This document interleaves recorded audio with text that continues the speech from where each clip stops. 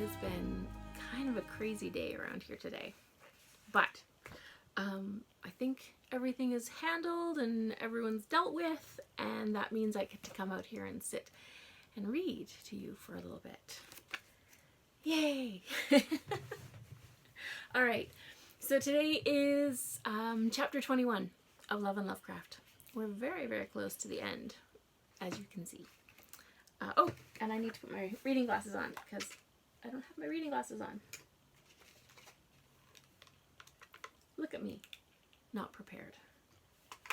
All right, there we go. That's better. Okay, chapter 21. Thorn, armed with the knowledge of the Eidolon's identity, hurried into town as swiftly as the flight of beautiful Barak, and paused for no one, as if the hounds of Hades nipped at his heels. He refused to let Nate accompany him, preferring instead that the cephalopod guard the library. "We do not know what other terrors will try to infiltrate Northwich Hall," Thorn said to his half-brother as he departed, and I heard a hint of sentimentality in his words. Pride, perhaps, and a smatter of fraternal affection. "There's no one else I'd trust to watch over the other volumes, even if you can be a soppy nitwit from time to time." Though every muscle in my body cried out for rest, I scurried to catch Thorn. We went directly to the post office, but the hour was growing late, and we found the doors locked. The village was very quiet, preternaturally so. I hoped that most people had simply retired home for supper, but Frederick's warning rang clearly in my ears, and I suspected the virus was spreading, and this lull was the work of some malevolent force, a hush before a storm.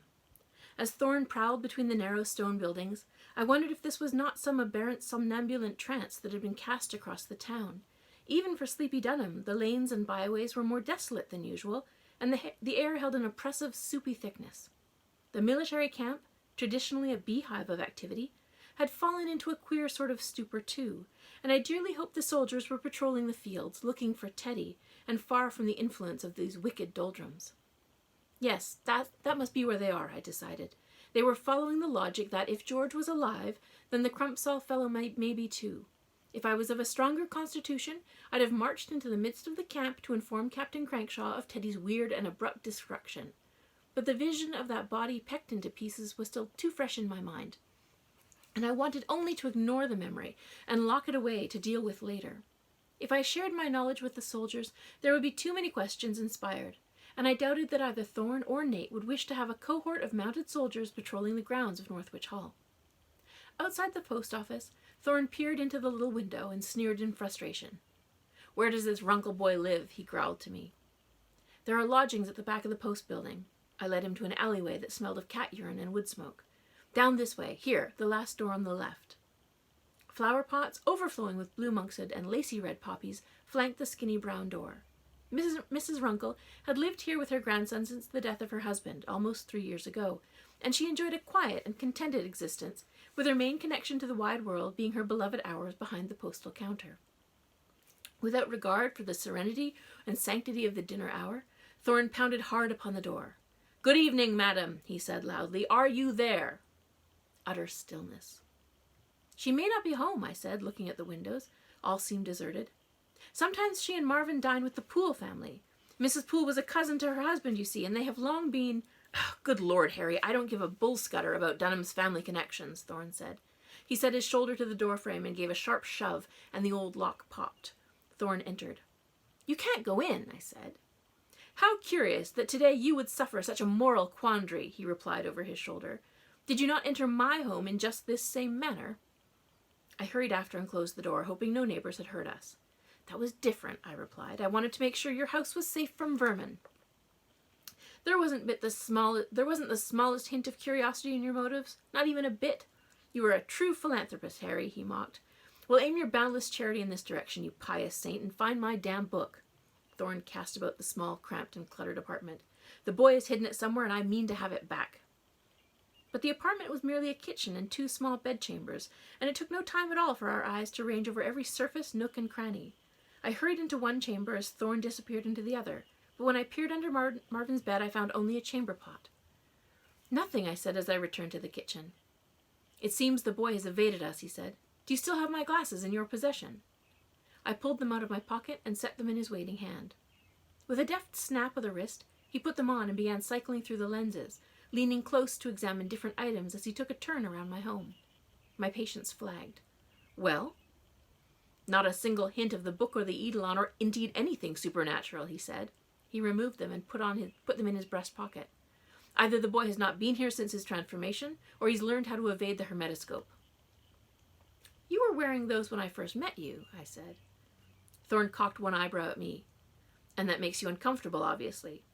He circled around the room until he stood before me, drawing himself up to become very tall and imposing, and peering down at me along the length of his nose. Miss Lovecraft, I knew you were monstrous from the very beginning, he said. You were lousy with magic. His probing gaze made my skin crawl. I stood my ground. If I was to look at you through your glasses, Mr. Thorne, what would I see?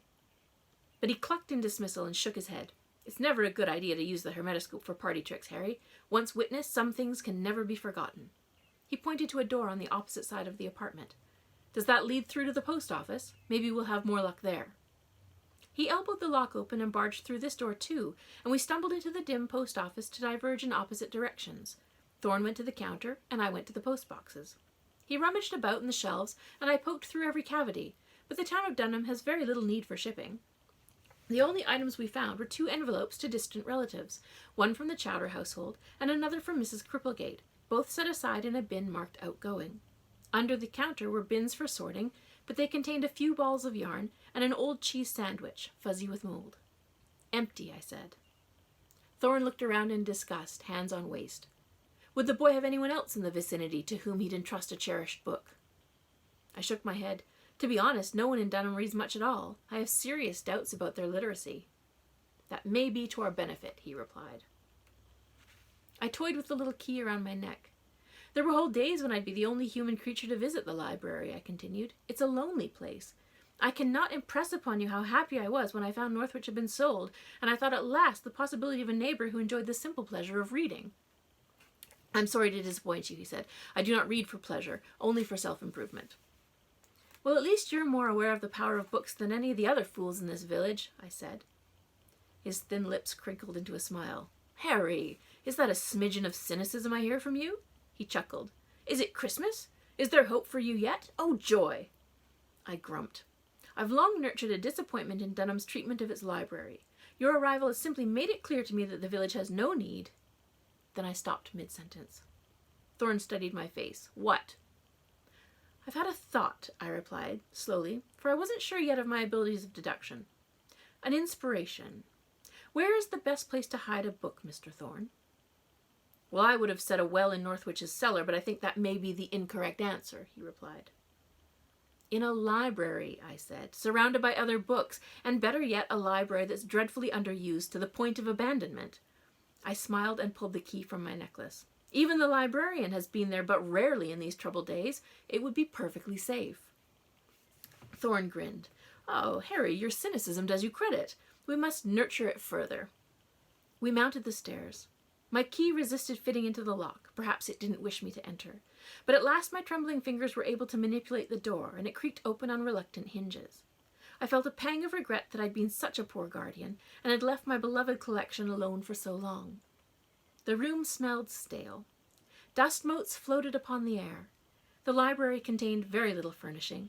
To the left of the door and in front of the windows, a couch offered patrons a place to sit, but the hand-me-down sofa was made of a murky yellow velvet that contained some questionable stains, and it clashed spectacularly against the green and pink floor-length curtains behind it. Floor-length curtains behind it. To the right of the door was a wooden table and a chair where I could write. The majority of the room was taken up by a series of 6 tall shelves. These carried the entirety of the collection and, by their height, created 5 narrow corridors. A needlepoint screen hid a far nook on the other side of the room, behind which sat a chamber pot. Is anything out of the ordinary? Asked Thorne.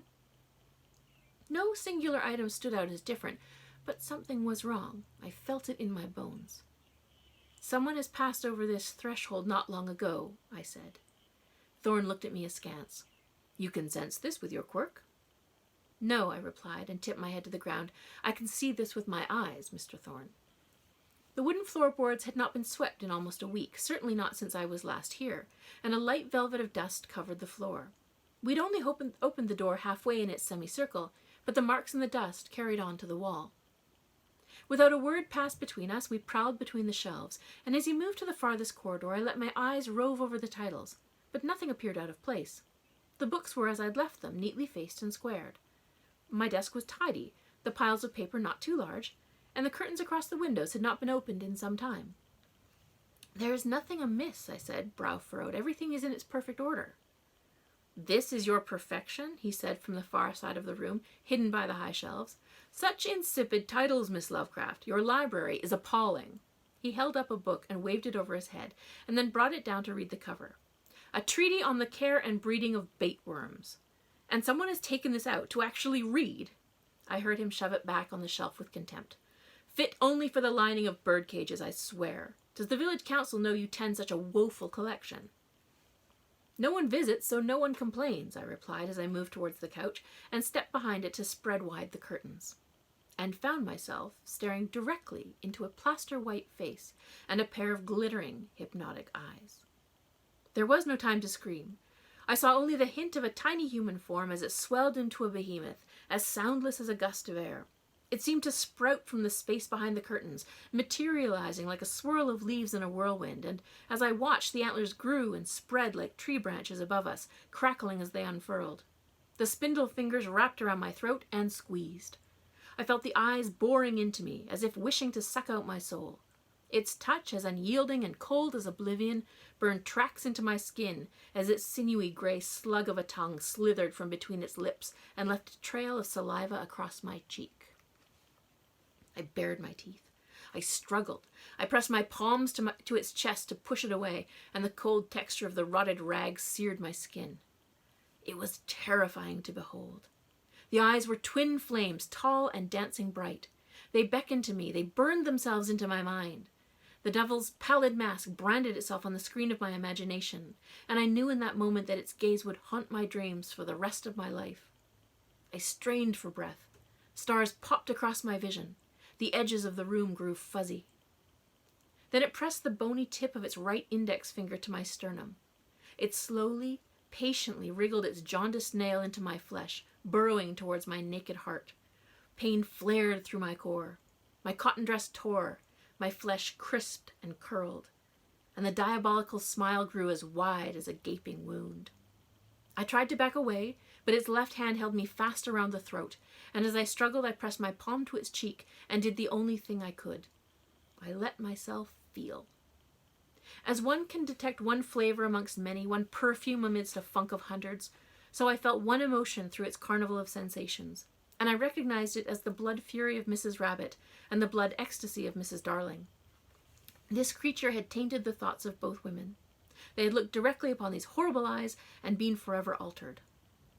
"Honestly, Harry," said Thorne from behind the shelves, "dreck and trash, all of it. No wonder you're so eager to get your hands on my books." I kicked out, struggling for breath, straining to cry for help.